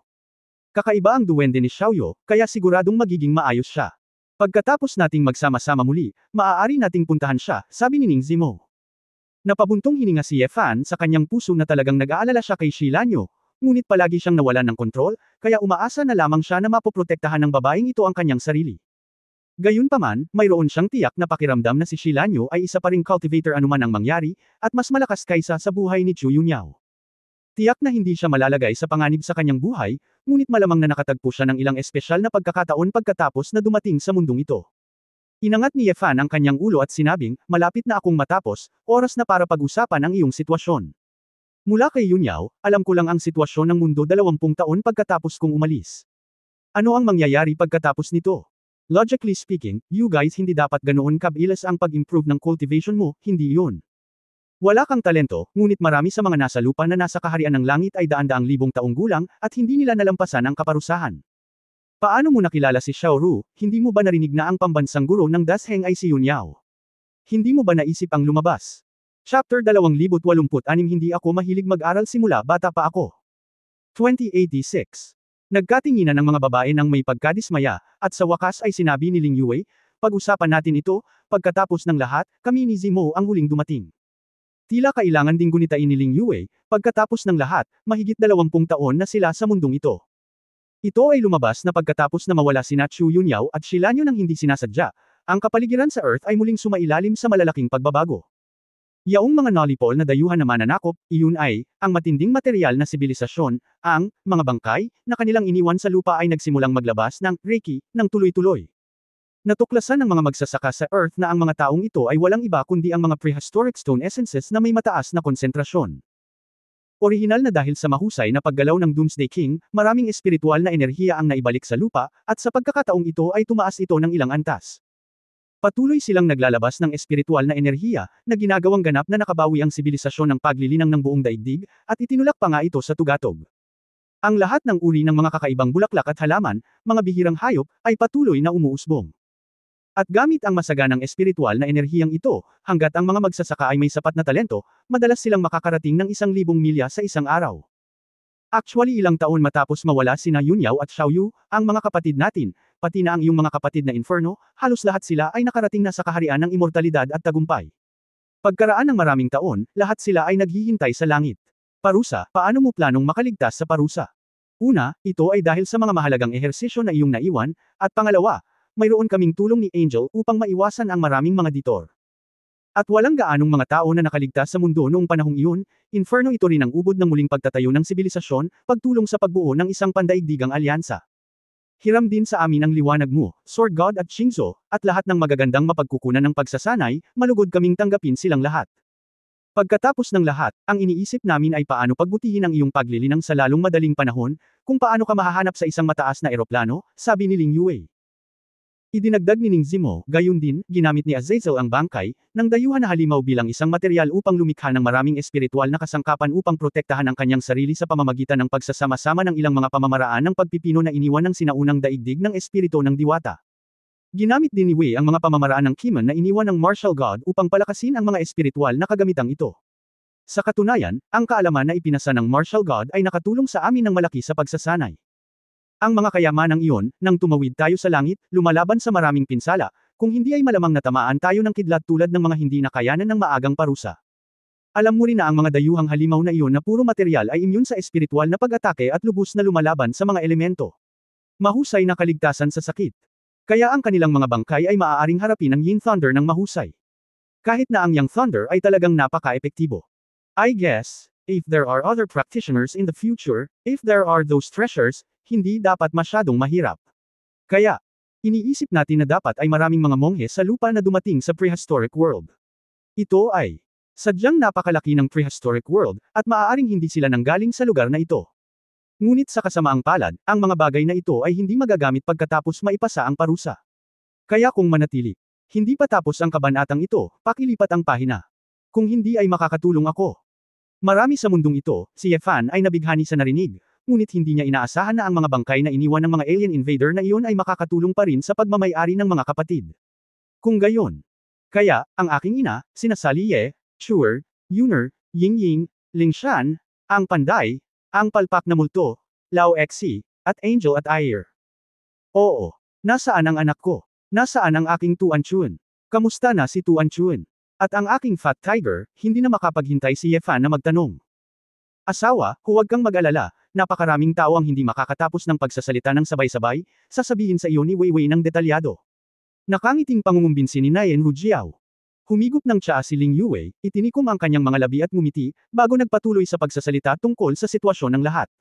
Sa katunayan, si Sally Ye ang unang umalis sa mundo at gustong hanapin si Yefan. Pagkatapos ng digmaan, si Sally Ye ay walang nostalgia para sa mundo at gusto lang niyang mahanap si Yefan sa lalong madaling panahon. Kapag seryoso na ang bloodline ng Abyss Witch, kasama ang pagbawi ng espiritual na enerhiya ng lupa, ito ay talagang hindi mapigilan. Si Sally Ye ay umalis sa lupa ng napakaaga, at walang panggigipit sa kanya mula sa makalangit na parusa. Pagkatapos ng lahat, ang kanyang pisikal at mental na kapangyarihan ay napakalakas. Sumunod sina Ayer, Xiao Ziner, at Nayen Rujiao, ngunit medyo natakot si Ayer kay Yang Lei, kaya sinadya niyang kumuha ng mga proteksyon na kayamanan bago siya ng ahas na magkusa na anyayahan ang parusa. Maya-maya ay umalis sina Azazel at Asmodeus. Malakas na sila, at pagkatapos ibigay ang gawain sa kanilang mga nasasakupan, buong puso silang nagsanay, at mabilis silang sumulong. Hindi nagtagal pagkatapos ng pag-akyat ng kanyang amo, matagumpay ding nakaligtas si Wu Yesho sa kalamidad. Matapos magising ang bloodline ni Chinkyo, ang kanyang lakas ay nasa top 5 na sa Inferno. Sumunod din sina Leviathan at Exi Lin Yuan, at halos kapareho sila ng pag-unlad ng mga babae. Upang maprotektahan si Su Qingzhou sa simula, dumanas ng kaunting pinsala si Angel, ngunit nakabawi siya at umalis sa lupa. Si Lingshan, Sister Yao Ying, at Yuner ay nagsimulang mag-cultivate medyo huli na medyo mahina ang pundasyon at mas maraming alalahanin, kaya nang umalis kami, sila ay nasa immortal na kaharian. In short, dahil totoong Diyos si Angela kung tutusin, nakakaintindi talaga siya. Kapag mahina ang ating lakas, hindi niya tayo matutulungan. Ngunit kapag pinagbuti natin ang ating paglilinang, matutulungan niya tayo ng malaki, at talagang mas pinadali nito ang ating paglilinang. Si Nanay naman. Dahil sa tingin niya ay sinamahan ko ang grupo kasama si Tita Jiang, kaya hindi ako nataman sa Duotian Realm, sabi ni Ling Yue. Nag-aalalang tanong ni Yefan, narinig ko mula kay Yunyao na mas kamukha ni Tuan Chuan si Qingzhou kapag siya ay lumaki. Ang kanyang pagtatanim. Laging 15 o 16 na taong gulang. Ngunit ang batang ito, sa mga tuntunin ng paglilinang, ay hindi katulad mo at ni Qingzhou. Siya ay masyadong mapaglaro, at naglalakad sa buong mundo gamit ang steam bun araw-araw. Kahit na miss ka niya, talagang hindi kasiya siya ang kanyang pagunlad sa paglilinang, at ang kanyang isip ay tungkol sa pagkain, pag-inom, at pagsasaya. Para sa kanya, ang paglilinang ay para lamang panatilihin. Hindi pa tapos ang chapter na ito, pakilipat ng cage, para ganun. Hindi siya tumataba, at ito ang pinakamahalagang bagay. Totoo rin ito para sa steamed buns, isang mythical beast, kahit na walang pagsisikap ni Xiao Jin, ang kanyang tiyan ay mabibilog araw-araw. Sa madaling salita, huwag kang mag-alala, kasama sina nanay, Mumu, Tita Jiang at iba pa, napakabuti ni Tuan Chuan, masayahin at matako. Tumawa si Ning Zimo. Hindi napigilan ni Ye Fan na matawa, ang batang babaeng ito na mataba. Hindi pa ako lumaki mula nung bata ako. 9 love ako sa paaralan, ngunit hindi ko inaasahan na lumaki ako. Buti naman, sa lupa, walang nang ahas na eyebully si Tuan Chuan, kung talagang dumating ito sa prehistoric world, dapat kang mag-alala. Sabi ni Ling Yue. Tumanggo si Ye Fan nang marinig niya ito. Ito ay totoo. Bagamat namimiss niya ang kanyang anak na babae, mas gusto niya talagang hindi pumailan lang sa mga grupo sa ngayon. Kung gayon paano kayong dalawa na nakarating sa paraiso ng magkasama? Paano ka nakapasok sa Red Lotus Gate? Nakita mo na ba ang mga kapatid ko? Tanong ni Ye Fan. Sinabi ni Xiao Ziner, sa sandaling maipasa natin ang parusa, magkakaroon ng pakiramdam ng pagpasok sa isang tiyak na daanan, kung saan susubukan nating pumili ng mas komportableng lugar. Para itong nasa ilalim ng tubig at naghahanap ng tipak ng hangin na malalanghap. Matapos ang prosesong ito, nakarating kaming lahat sa paraiso ng langit. Nahulaan namin na maaaring ito ay dahil sa medyo malakas na espiritual na enerhiya dito. Gayunpaman, hindi pa namin nakikita si Azazel at ang iba pa, at hindi malinaw kung hindi pa nila nakikilala ang mga ito, o kung nagpunta sila sa ibang mga lugar at umalis sa paraiso. Tungkol naman sa ninuno ni Xiao Ru, una ko siyang natagpuan. Tutal, lahat kami ay mga phoenix na babae, at naramdaman ko ang kanyang pag-iral. Nang maglaon, gusto ng kanyang matanda na magtayo ng isang sekta sa isang kapritsyo, kaya tinulungan ko siyang pamahalaan ng sekta, at pagkatapos ay kumuha ng mga apprentice kung saan-saan. Sa prosesong ito, salamat sa dakilang kapangyarihan ni Xiao Ru, natagpuan niya sina Jillian, Zimo, Weiwei, at kalaunan si Elder Pei Hua. Kaya lang yung iba, hindi pa namin naririnig ang balita, at hindi namin alam kung ano ang nangyari sa kanila. Asawa, sa pagtatanong mo sa amin kung bakit hindi kami pumunta sa Great Expedition, wala kaming magawa. Sinabi ni Nayen Rujiao na naagrabyado, nakita mo rin na ang ating lakas ay hindi sapat upang makakita sa paraiso na paraiso. Ang ninuno na si Xiao Ru ay umalis 20 taon na ang nakararaan. Nandito na tayo, maaari lang nating subukan ang ating makakaya na magsanay sa pag-iisa, at maghanap muna ng paraan para maprotektahan ang ating sarili. Hindi pa banggitin ang Great Conquest of Hidden Dragons at Crouching Tigers, naglalakad kami sa mga sinaunang bundok at kagubatan, at natatakot kami sa anumang aksidente. Para naman sa Dasheng National Teacher, Zenbei Hufo, at iba pa. Hindi pa namin ito narinig. Mapait na ngumiti si Ning Zimo, actually, pagkatapos mong umalis, madalas kaming nag-uukol maliban noong nakipag-away kami sa mga alien. Closed door practice ito. Kaya, kahit na tila ang 70 taon ay isang mahabang panahon, sa sandaling ikaw ay umatras, maraming taon na ang lumipas, at maraming beses, hindi natin namamalayan na 70 taon na ang lumipas. Napabuntong hininga si Ye Fan saglit, ngunit hindi niya ito pinansin. Ngayon, ang tanong ng lakas ng kababaihan. Iba sila sa akin. Wala silang emperor level na sword intent, at sila ay magagandang babae na madaling tiktikan. Paano sila maglalakas loob na maglakad-lakad kung gusto nila? Upang ilagay ito. Franka, nasa paraiso sila, wala si Xiao Xiao. Si Ru, ang protective umbrella na ito, ay hindi man lang nangangahas na humarap sa mga tao, dahil sa takot na matitigan siya, kaya tahimik lang siyang makapagsanay, at wala siyang isip na pangalagaan ang mga gawain ni Dazing. Kabanata 2087. 2087. Random talaga itong Xiao Ru na ito. Dinala ka niya sa Red Lotus Gate, ngunit tumakas siya ng walang bakas. Kung hindi ako nakabangga sa pagkakataong ito, may malaking nangyari. Sabi ni Ye Fan na may kaunting takot. Sa totoo lang, ginawa ni Ancestor Xiao Ru ang kanyang makakaya para panatilihin tayong ligtas sa prehistoric world sa loob ng 20 hanggang 30 taon. Siya ay wala sa kanyang galit at hindi makayanan ang kalungkutan. Hindi madaling manatili sa paraiso ng ilang dekada. Sabi ni Xiao Ziner. No matter what, after decades, we can still meet again, which shows that God still cares about us. Sabi din ni Ning Zimo na may kasiyahang ekspresyon. Bamulong si Nayen Rujiao, asawa, hindi ka ba maaaring magbago sa iyong sariling hitsura? Palagi na lang itong kakaiba. Oo. Naalala lang ni Fan na palagi niyang pinananatili ang hitsura ni Leng Xingchen, at hindi niya maiwasang magtanong, Jiao, bale. Ginagamit ko ba ang hitsura ni Leng Xingchen para gumawa ng isang bagay sa mundong ito? Nayen. Umiling si Rujiao. Huwag kang magkakamali, matagal nang sinabi ng aking asawa na minsan na akong namatay, at ang mga bituin ay ang nakaraan ng aking huling buhay. Gusto lang makita ng concubine ang totoong mukha ng kanyang asawa, at ang asawang si Roo ay nag-aalala na malantad ang kanyang pagkakakilanlan at hitsura. Ayoko nang bumalik, natural na naiintindihan ng babae. Nakahinga ng maluwag si Ye Fan, nagbago ang kanyang mukha, at bumalik siya sa kanyang hitsura. Siyempre magagamit ko ang aking tunay na mukha kapag kasama kita, ngunit hindi ko maihayag ang aking pagkatao kapag nasa labas ako. Pagkatapos ng lahat, ang maharlikang pamilya ay nanunood pa rin. Itinuturing pa nga ako ng maraming tao bilang isang tinak sa kanilang panig, at ngayong natuklasan na ang katotohanan, hindi magiging ligtas sina Qingzhou at Yunyao. Hindi madaling makilala ka, ngunit mas komportableng tingnan kapag bumalik ka sa dati. Tumawa si Ning Zimo. Habang nagsasalita siya, nakita niya ang isang itim at puting bola ng buhok na tumatakbo mula sa labas, ito ay si Tang Yuan. Ay! Tumalon si Tang Yuan sa hita ni Ye Fan na may hitsura ng pag-asa. Oo, hindi lang pinansin ni Fan. Sa panahon ng labanan, ang mga dumplings ay tumakas ng mag-isa. Halatang gutom na sila at muling kumain. Hoy! Bakit may panda? Hindi napigilan ni Ling Yue na lumapit at hinaplos ang dumplings, kailan ka pa nagkaroon ng ganoong alagang hayop? Ang ibang babae din ang nagpakita ng kanilang ningning, ang maliit na bagay na ito ay masyadong kaakit-akit sa mga kababaihan na nagustuhan nito. Inilabas ni Ye Fan ang inukit na karne, pinakain ito sa dumplings, at bumantong hininga, tinatawag itong dumplings, at ito ay isang high-level na halimaw na baizo sa hangwang, ngunit ang maliit na bagay na ito ay may malaking kinalaman sa akin. Malaki ang naitulong nito sa akin. Ye Fan din ayoko nang masyadong sabihin. Kung ipaalam mo sa mga babae ang ilang lihim tungkol kay Chiyo at Julie, hindi ito makakatulong sa kanila, ngunit maaaring magdulot sa kanila ng pag-aalala at panganib. Nang makitang may karne ang mga dumplings na makakain, si Xiao Jin. Lumingon si Ye Fan at muntik nang makalimutan na may mga sakam na ahas, kaya naglabas din siya ng 2 piraso ng gintong inukit na karne, binigay ito kay Kim. Siya nga pala, naalala rin ni Ye Fan na mayroon siyang 12 ng longjing grass, kaya kinuha niya ito at ibinigay sa mga babae at kay Xiao Jin. Halika, ito ang dinala sa akin ni Tang Yuan upang mahanap sa simula. Pakiramdam ko ay medyo nakakatulong ito para sa aking paglilinang. Ibibigay ko ito sa iyo bilang isang maliit na regalo para sa muling pagsasama-sama, nakangiting sabi ni Ye Fan. Kinain ni Xiao Jin ang inukit na karne na hindi pa niya natitikman, at kinain din ang dragon crystal grass, at agad na ikinawagwag ang kanyang buntot, oo naman, magandang sundin ng master.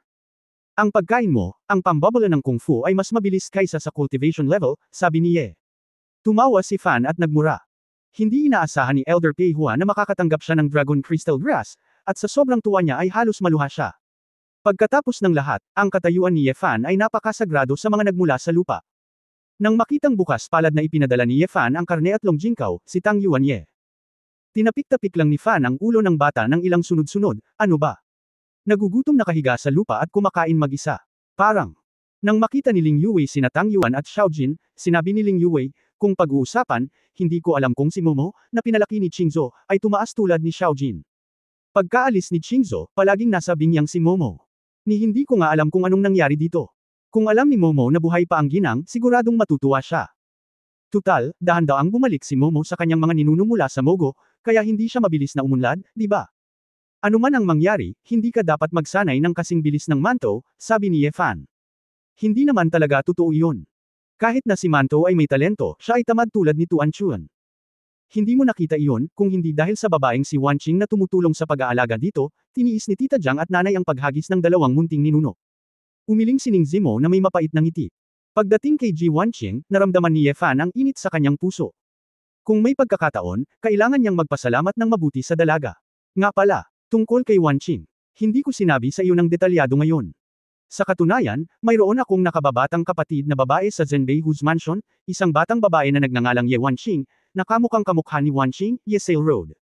Ano? Natigilan ang mga babae, hindi makapaniwala sa narinig. Maaaring ito ay ang Doomsday King. Agad na naisip ni Ling Yue ang isang bagay, minsan sinabi ni Wanqing na pakiramdam niya ay biglang nawala ang Doomsday King, ngunit hindi niya alam kung ano ang nangyari. Makakarating din kaya ang Doomsday King sa mundong ito, tama? Yeah. Nagkibit balikat ang Fan, who knows? Pero itong si Ye Wanqing ay napakabuting babae. Ay. Talagang tinuturing siyang nakababatang kapatid, sa ngayon, wala akong nakikitang partikular na koneksyon sa pagitan niya at ng King of Doom. Kung si Wanqing ay hindi abala sa iba't ibang bagay araw-araw, ngunit nakatutok sa paglilinang, maaaring siya ay pumailang lang. Kung narito siya, maaaring masabi niya kung siya ang hari ng Dharma, sabi ni Ning Zimo. Halika, kahit pumailang lang ka, baka wala ka sa paraiso na tulad namin, sabi ni Xiao Ziner. Congregation. Female silence, totoo yan, kahit may mga special race sina Sally at Angel, maaring wala sila sa prehistoric world. Ngunit hanggang ngayon ay hindi pa nila naririnig ang tungkol kay Azazel, Wu Yejun at iba pa. Asawa, dahil nandito ka, ano ang susunod mong plano? O hindi na tayo mananatili sa Paradise? Hindi ligtas kung wala tayong banal na upuan, bakit hindi tayo maghanap ng iba na magkasama? Umaasang tanong ni Ye. Kailangan talagang isipin ni Fan kung paano ayusin ang mga babae. Pagkatapos ng lahat, ayaw niyang makita muli ang krisis tulad ng The Woman ngayon. Pagkatapos mag-isip ng ilang sandali, sinabi ni Ye Fan, ang kailangan nating gawin ngayon ay gamutin si Qingzhou at hanapin si Xiaoyu at iba pa. Banggitin ang mga banta na nasa kamay, ang prehistoric na mundo ay puno ng mga panganib. Sa katunayan, ang ating kasalukuyang The Strength ay hindi sapat para hanapin ang lahat, at hindi maganda para sa akin na tretuhin si Qingzhou. Kaya sa palagay ko, sa halip na maghanap ng mga tao kung saan-saan, dapat tayong maghanap ng paraan upang maikalat ang ilang impormasyon at ikalat ito sa buong baha. Kung sila nga ay nasa kontinente ng baha, kung nakatanggap ka ng ilang balita, maaari mong mahanap ito sa iyong sarili. Sa panahong ito, dapat subukan ng bawat isa ang kanilang makakaya upang pagbutihin ang kanilang lakas, at maghintay hanggang magkaroon tayo ng sapat para harapin ang lahat ng uri ng pagbabanta, at pagkatapos ay magkusa na hanapin sila, paano? Nagkatinginan ng mga babae at nakinig kay Ye Fanyi. Sabi, parang ang kaso, ang kanilang kasalukuyang lakas, na nakatagpo sa pangkalahatang kaharian ng Duotian, wala silang maitutulong sa lahat kapag nakatagpo nila ang banal na kaharian. Sa halip na maging pabigat kay Ye Fan, mas mabuting pagbutihin mo muna ang iyong sarili at i-recharge ang iyong mga baterya. Anyway, bumalik ang lalaki, at nasa kanila ang gulugod, at mas may tiwala sila. Sa kasong ito, mayroon akong panukala. Lumingon si Ling Yue ng maliwanag at sinabing, dahil ang Red Lotus Sect ay nawala ang Red Lotus Holy Maiden, ikaw na Diyos ng Espada, dumiretso ka upang maging Sect Master, walang sinumang maglalakas loob na ay bully kami. Kabanata 2088 Danciation 2088. Oo.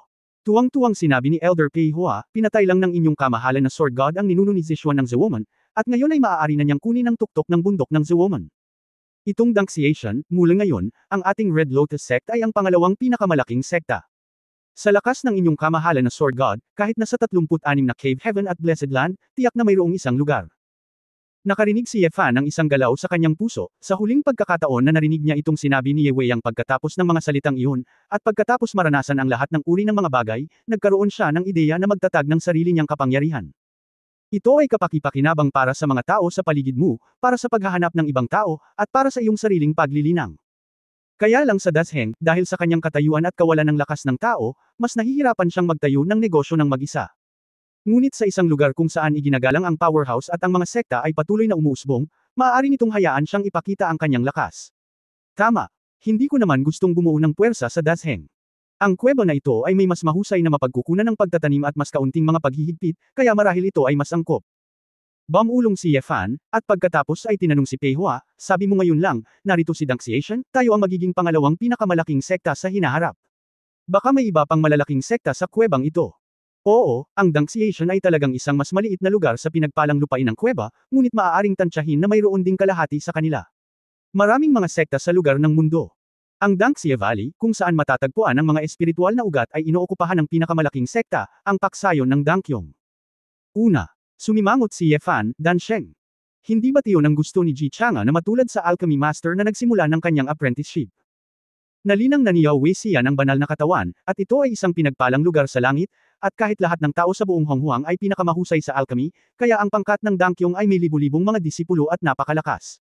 Bilang karagdagan sa paksayo ng Dangkyong, mayroon talagang maraming mga sekta, gayon din sa Dangxia.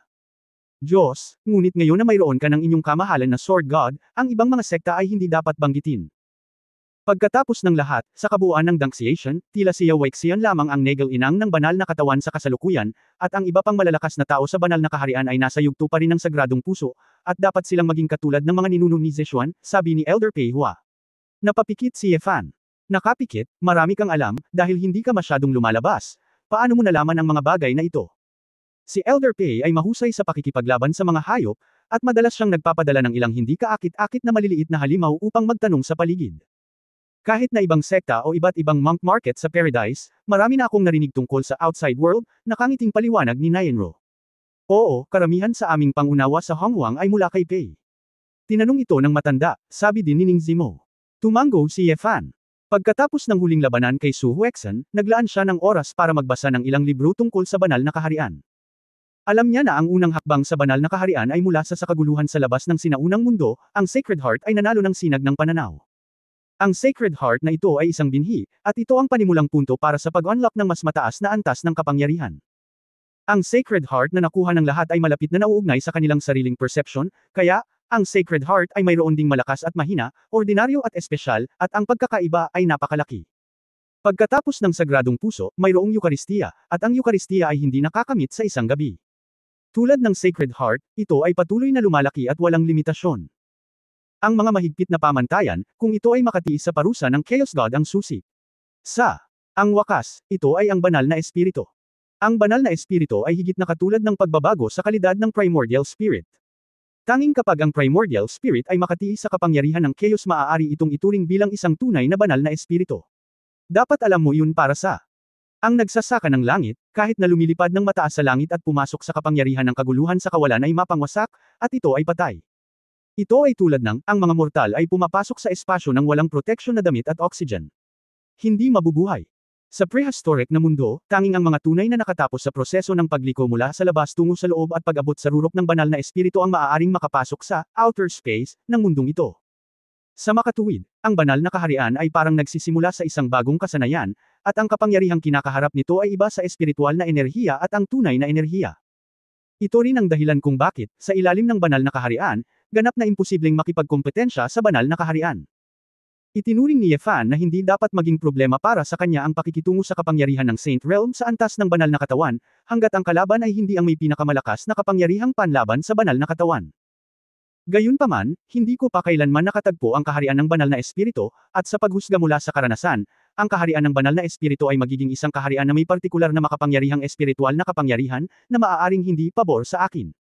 Sa kabutihang palad, sa paghusga mula sa katotohanan na si Su Huexen, isa sa 12 banal ng dakilang pagkawasak, ay nasa yugto pa rin ng Eukaristiya, dapat mahirap para sa sinuman na maabot ang banal na espiritu. Pagkatapos ng lahat, iyon ang huling kaharian bago ang Chaos Divine Punishment. Ako, mayroon akong intensyon na muling lumikha ng isang puwersa sa Honghuang, na hindi lamang mapoprotektahan ang lahat, ngunit mapadali din ang maraming bagay. Gayunpaman, ako ang magiging ulo. Ang sektang ito ay hindi matatawag na Red Lotus Sect, matigas na sabi ni Yefan. Maaaring gusto mong palitan ito ng direkta sa inferno. Hindi ba't masyadong kakaiba, sa isang paraiso? Tanong ni Ling Yue. Umiling si Yefan, hindi mahalaga kung ito ay kakaiba, higit sa lahat Inferno at Lucifer ay kilala na ng maharlikang pamilya. Ngayong kakabuo pa lang natin ng sekta, kailangan muna nating lumaki, para hindi tayo matarget nila. Mayroon akong ideya, asawa. Dahil ito ay isang sword god, mas mabuting tawagin natin itong sword sect. Ang ulo ay isang swordsman na may layunin sa antas ng emperador ng espada, kaya natural na sapat ang pagkumbinsi.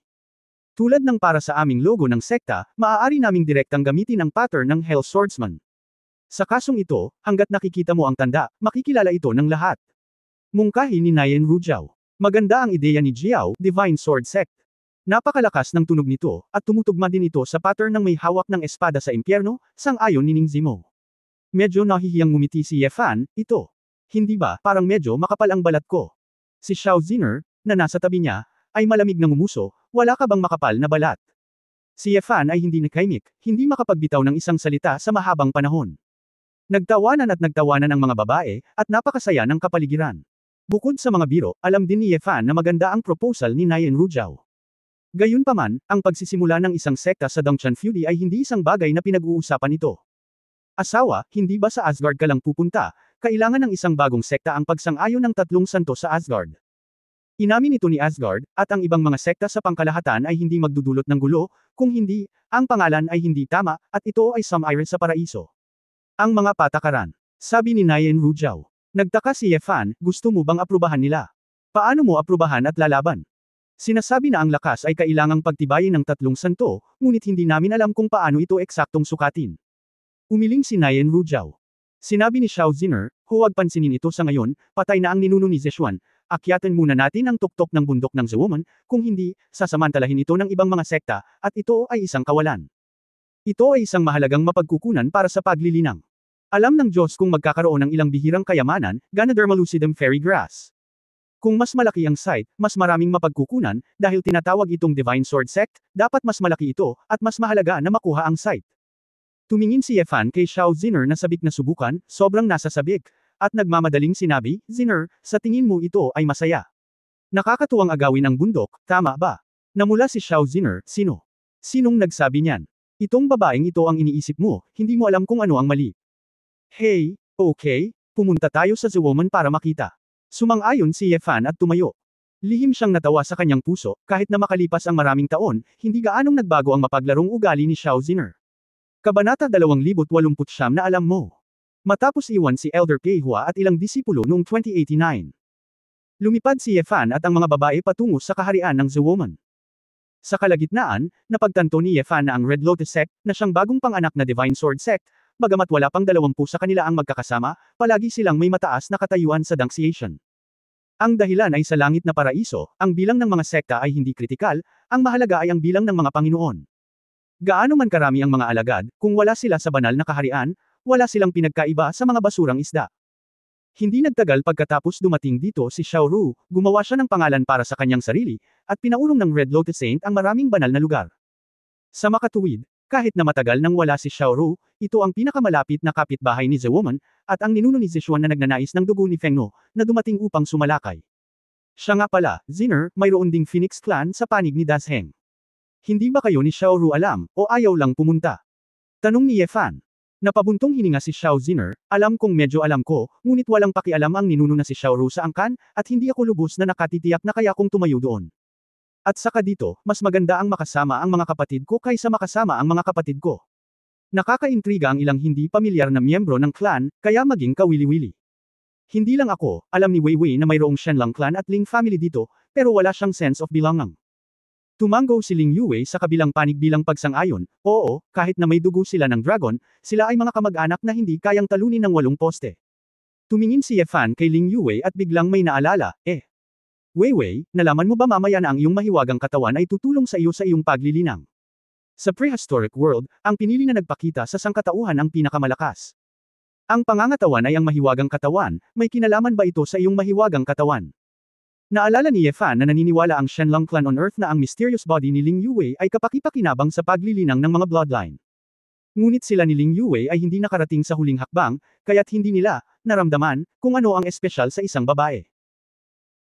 Ngayon ay napag-alaman na ang dalawang pangangatawan na ito ay tila magkahawig. Napabuntong hininga si Ling Yue, ang katawan ng mahiwagang elemento ay dapat ang sagradong katawan ng misteryosong elemento sa mundong ito. Ano? Natigilan si Ye Fan, ikaw. Ikaw ang pinili. Hindi gaanong nagsalita si Ling Yue, bigla niyang iniunat ang kanyang kamay, at isang malakas na hangin ang natipon sa harapan, na bumubuo ng isang buhawi. Pagkatapos ay hinawakan muli ito ni Ling Yue mula sa kawalan, at nakita ang maraming buhangin at mga bato na natipon sa hangin, at ito ay hinubog din sa hugis ng isang panda, na tila isang dumpling. Hinawakan ni Ling Yue ang mga dumpling na gawa sa buhangin at inilagay sa mga balikat ni Ye Fan, hinayaan ang mga dumpling na nakahiga sa kanilang mga tiyan na makita mismo. Ang Tang Yuan ay sumangot sa kawalan ng kasiyahan, at pagkatapos ay binasag ang buhangin gamit ang isang kuko ng oso. Ha, ano ang mali sa dumplings, hindi mo ba gusto ang maliit na oso na ito? Pang-aasar ni Ling Yue. Walang puwang para sa dalawang oso sa isang balikat. Malamang naisip ni Tang Yuan na ang Sand Panda na ang papalit, tumawa si Ning Zimo. Nakita ni Ye Fan na ipinakita ni Ling Yue ang dalawang katangian ni Tianfeng at Tiansha. Tungkol naman sa chi, dugo, gangbones at espiritual na pakiramdam na nilinang ni Xuanxi, tinatayang ang mga babae ay nililinang din. Mukhang, ang Chosen One ay hindi ang patent ng prehistoric world. Buti na lang at hindi ka pumunta sa Shenlong clan. Ang clan ay napaka-repulsive sa Chosen One, sabi ni Ye Fan. Nalaman ko rin na may kakayahan akong kontrolin ang hangin at buhangin pagkatapos maging mataas ang aking pagtatanim. Ngunit sa tingin ko sa Earth, ang pinili ay dapat na isang superhuman, katulad ni Air, marahil ang pinakamalakas sa pinili. Ito ay isang uri ng warlock. Sasabihin ko lang, bakit hindi ko magising ang dugo ng dragon, hindi naman sa sobrang kawawa ang talent ko, pero iba ang talent ko, sabi ni Ling Yue. Nagpout si Ye Fan, kung ano ang sinasabi ng matatandang ito tungkol sa katawan ng mga malalim na elemento, na mabuti para sa paglilinang ng bloodline ng mga lalaki. Mukhang hindi mahalaga. Sinabi ni Ling Yue na may mapaglarong ngiti, hindi kita nakita sa loob ng 70 taon, sa unang araw na nagkita tayo. Iniisip mo ba ako? Sa pamamagitan mo. Anong ibig mong sabihin? Medyo hindi sigurado si Ye Fan. Tama, noong umalis ka sa mundo, hindi pa ito sikat. Anyway, ano ang ibig sabihin nito? Alam mo, kumurap si Ling Yue. Napalunok si Ye Fan sa kanyang lalamunan, talagang naiintindihan niya. To tell the truth, masyado akong excited ngayon lang, at maraming seryosong bagay ang dapat pag-usapan. Ngayong nagre-relax na ako, tinitingnan ni Ye Fan ang malalaking dilag sa paligid niya, puno ang tiyan niya medyo mainit-init. Kung talagang may gagawin ako, hindi ako makakatagal sa paraiso, sana ay may inggit lang ako sa Mandarin Duck at hindi sa mga immortal, at gamulong sa mga bulaklak ng ilang buwan bago magsalita. Ang natural na nararamdaman din ng mga babaeng katabi ko, biglang naging pula ang atmosphere at bumilis ang tibok ng puso. Bagamat kapwa may relasyon sina Ning Zimo at Xiao Ziner kay Ye Fan, sa katunayan isang gabi lang si Xiao Ziner. Ngayong muli tayong nagkita pagkatapos ng mahabang pagkawala, dapat ay isang kasinungalingan ang sabihing walang ganoong pag-iisip sa aking puso. Pagkatapos ng lahat, hinintay nila ang araw na ito, at naghintay sila ng napakatagal. Nararamdaman ni Ye Fan na kung magpapatuloy ito, tinatayang hindi siya makakalipad sa The Woman, at pupunta siya sa kalahati. Isang paglalakbay sa kagubatan. Nag-isip siya sandali, kinuha ang itim na maliit na Jademan relic na kinuha niya, at sinabing, alam mo ba kung ano itong relic ng ninuno ni Zishuan? Sinubukan ko ito ngayon at nalaman kung hindi ito magagamit ng aking sword intent. Lumiwanag ang mga mata ni Xiao Ziner, kinuha niya ang itim na kontrabida at sinabing, susubukan ko. Gumagamit din ako ng apoy, baka gumana. Pagkatapos magsalita, ginamit ni Xiao Ziner ang sarili niyang apoy ng phoenix, ibinuhos ito sa itim na maliit na lalaki. Mga tao. Oo naman, ang mga mata ng itim na kontrabida ay agad na nag-alab sa nagliliyab na apoy ng phoenix, at isang hugis tao na flame totem ang lumitaw sa harap ni Xiao Ziner. Tapos na. Talagang kapaki-pakinabang. Hindi man lang naisip ni Xiao Ziner. Ito, ano ito? Nagtatakang tanong ni Ye Fan. Sinabi ni Xiao Ziner, nabalitaan ko na ito ang ninuno ni Zishuan, na nagkataon na nakakuha nito sa isang ancient ruins. Ayon sa ilang mga tala sa sinaunang panahong daigdig at sa pinagpalang lupain, sa katunayan ay kakaunti ang mga sinaunang sibilisasyon sa kontinenteng ito. Dahil ang mga tao, maging ang mga monghe at makapangyarihang tao sa banal na kaharian, ay hindi maaaring mangibabaw sa prehistoric na mundo, at ang mga sibilisasyon ay patuloy na umuusbong at patuloy na nawasak. Ang ilan sa mga kayamanang iniwan ng mga makapangyarihang sinaunang sibilisasyon ay naging sacred objects. Ang bagay na ito ay iniwan ng isa sa mga sinaunang sibilisasyon, kung anong uri ng sibilisasyon iyon, at kung ano ang silbi ng bagay na ito, walang sinuman ang talagang nakakaintindi nito. Narinig ito ni Ye Fan at hindi niya naiwasang isipin ang Suzaku na nakasalubong niya. Oo, kung ikukumpara sa ganoong uri ng banal na hayop, ang mga tao ay talagang masyadong marupok. Sa aklatan ng Xuanyuan College, ang pinakamatandang makasaysayang talaan ng sangkatauhan ay ang kasaysayan ng angkan. Ngunit ang talaan ng angkan ay 100,000 taong gulang lamang, ngunit bago iyon, dapat na may iba pang mga sibilisasyon ng tao na lumitaw. Dahil sa kasaganaan ng espiritual na enerhiya, mayroon ding maraming sinaunang sibilisasyon sa Dongtian Feudi, at ang posibilidad ng mga sagradong labi ay medyo mataas. Ang mga produkto ng mga sinaunang kabihasnan na maipapasa hanggang sa kasalukuyan ay likas na hindi simple. Kung makakakuha ka ng alinman, maaari itong lubos na mapabuti ang lakas ng isang monghe. Sa makatuwid, ang ilang mga espesyal na sinaunang relikya ay ipinanganak, at ang mga ito ay madalas na lugar ng labanan para sa mga dakilang sekta ng Dongtian Feudi. Sinabi ni Ling Yue, dahil napakaraming bagay na madaling mag-dispute, ang pagkakaroon ng Asgard ay lubhang kailangan, sa katunayan, ito ay upang gawing mas maayos ang Dongtian Feudi. Kung hindi, upang linangin ang mga mapagkukunan at para sa kapakanan ng mga sinaunang guho, patuloy silang lalaban at dumadaloy ang dugo sa mga ilog. Sa oras na iyon, lahat ng mga powerhouse sa pinagpalang lupain ng kuweba ay mahuhulog lahat, at sa huli ang mga mura ay ang mga tao sa labas. Sa pag-coordinate ng Immortal Palace mula dito, kahit na gusto ng lahat na pumunta sa mga sinaunang guho, lahat sila ay sumusunod sa mga patakaran, upang hindi makipaglaban ng walang habas at maging sanhi ng napakaraming hindi kinakailangang casualty. Ang iba't ibang sekta at powerhouse sa Dongtian Paradise ay natural na ayaw hayaang makinabang ang mga mangingisda, kaya kadalasan, nakikinig pa rin sila sa koordinasyon ng Asgard. Tumango si Ye Fan. Marami na siyang narinig tungkol kay Asgard bago siya dumating. Ngayon tila ito ay medyo katulad ng United Nations sa isang paraiso. Bagamat walang puwersang direktang nasa ilalim ng kanyang sariling kontrol, ito ang susi sa pagpapanatili ng kapayapaan at katatagan. Dahil magagamit ni Ziner ang sagradong bagay na ito, ibibigay ko ito sa iyo. Ngunit dapat kang mag-ingat at pag-aralan ito ng dahan-dahan, sabi ni Ye Fan. Ang itim na kontrabida ay walang silbi sa kanya, kaya mas mabuting ibigay ito sa isang babae.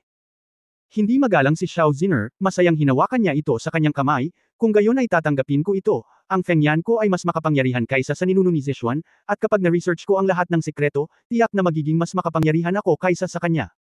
Ngumisi si Ye Fan at sinabing, wala nang iba, huwag ka sa sarili naming sekta kapag nagsasaliksik ka ng mga eksperimento, natatakot akong sunugin mo ang gate ng bundok.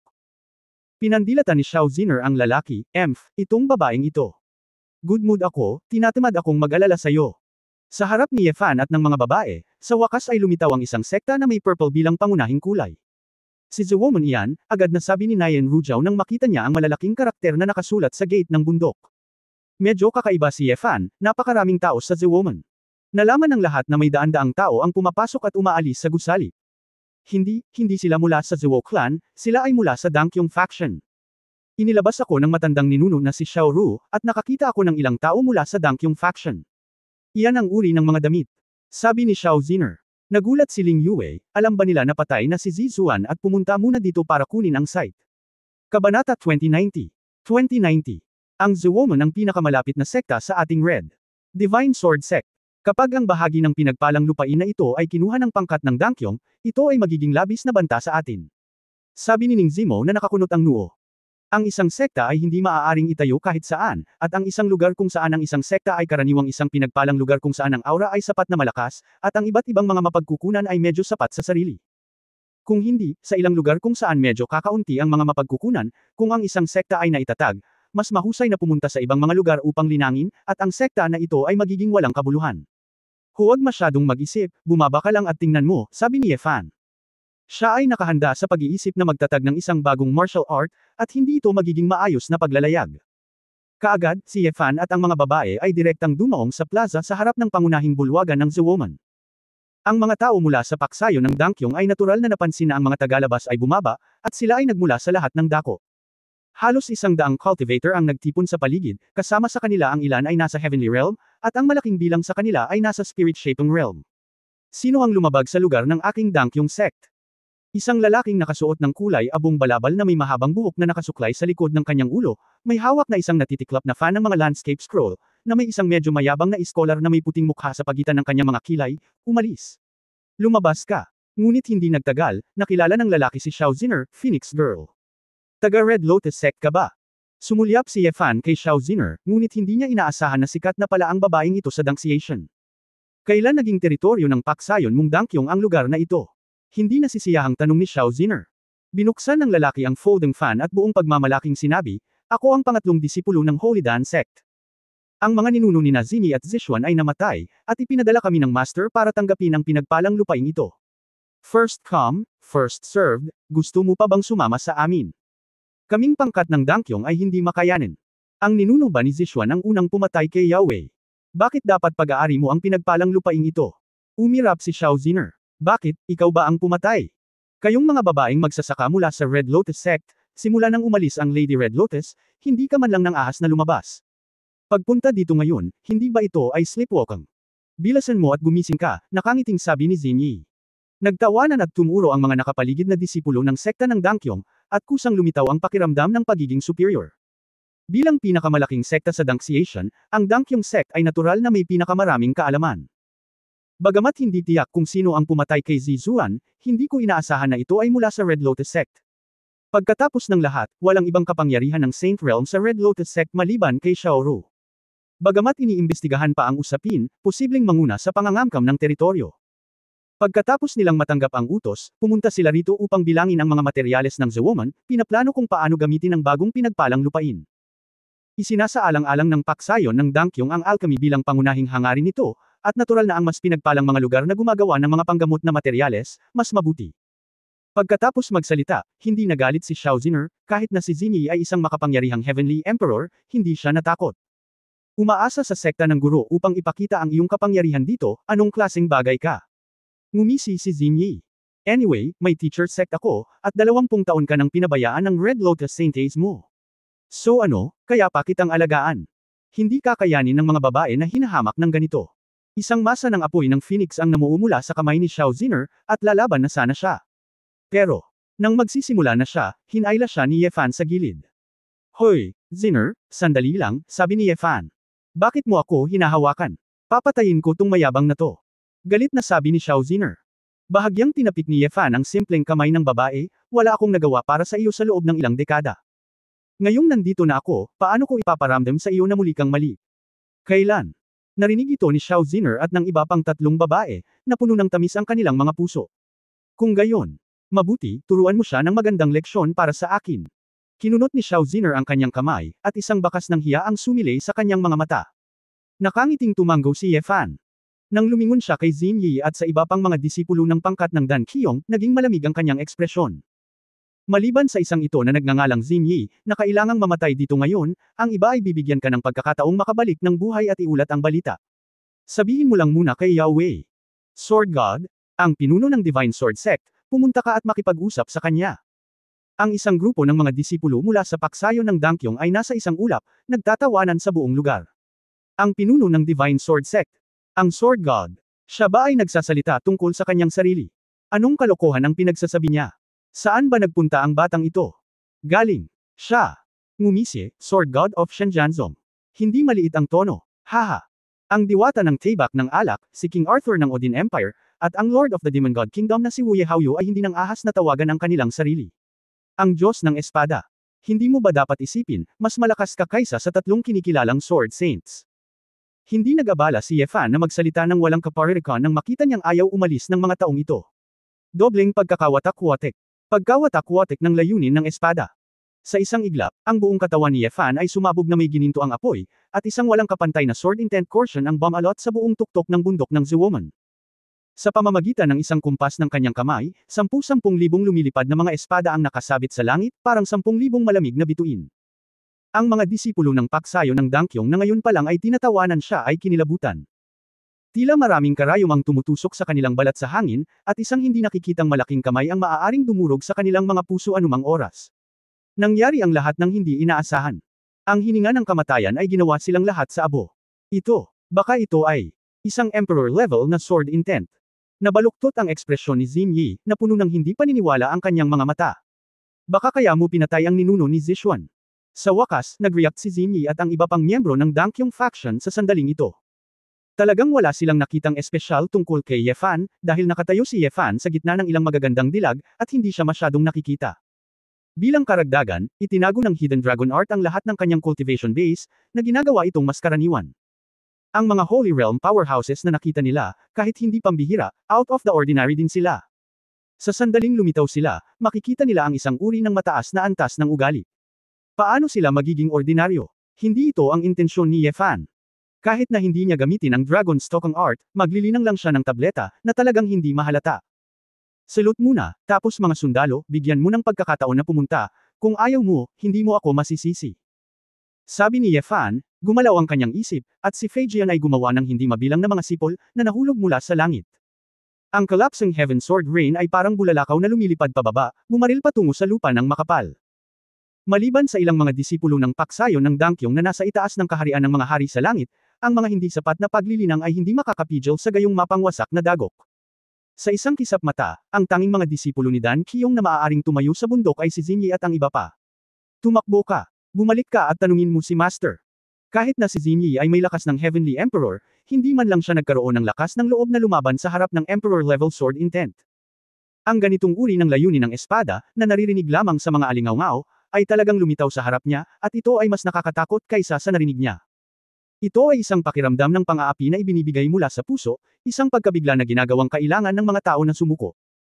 Nakahanda na si Yefan, at nang itinaas niya ang kanyang kamay, ang 10,000 lumilipad na espada na lumipad pababa ay muling lumipad at umangat sa hangin. Dragon Sword Treason. Ang bilis ng paglipad ni Xinyi at ng iba pa, paanong mas mabilis dumating ang isang lumilipad na espada? Nakita ko ang lumilipad na mga espada sa buong kalangitan na bumubuo ng 8 stegosaur. Matapos maabyutin ang 5 taong ito, sila ay umikot at nagtipon ng direkta, naging isang bilangguan ng mga makinang na espada. Si Feijian ay may sensinang dumaan sa sword treason, pumatay ng walang dead end. Ang mga hiyawan ni Xinyi at ng iba pa ay nagmula sa bilangguan ng espada.